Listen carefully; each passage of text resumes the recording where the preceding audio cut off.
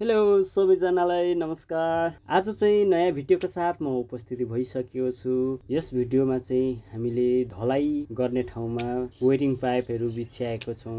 Wiring pipe बिछ्याउनको लागि सबैभन्दा पहिला नापेको ठाउँमा जक्सन पोइन्ट छुट्याएर डाई सम्पूर्ण रडलाई डाईले बङ्ग्याएर पाइप कुद्नका लागि सजिलो बनाइसकेका छौँ र पाइप मुनि झार्नका लागि झर्ने स्थानहरूमा दुलो पनि पारिसकेका छौँ। दुलो चाहिँ हम्बर र छिनोको माध्यमबाट हामीले दुलो पारेका छौँ भने अघि डाई गरेको ठाउँमा बल पोइन्टमा जक्सनलाई राखेर पाइप कुदाएर आज घाम पनि ज्यादै नै लागेको थियो, त्यही पनि हामीले शीतल तरिकाले काम गर्दै यो कामलाई अगाडि बढाइरहेका छौँ।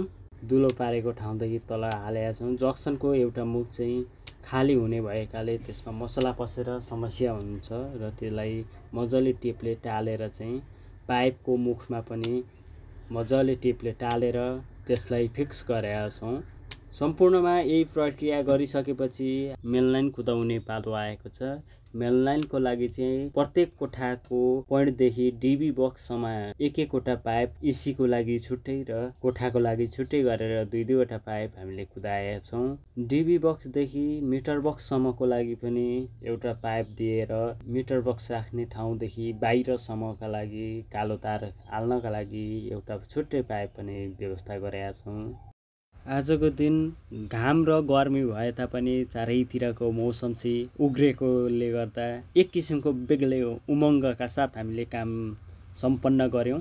निलो आकाशको मुनि रमाइलोसँगले काम हामीले सम्पन्न गरिसकेपछि त्यस ठाउँदेखि हामी सबैजना बिदा भयौँ।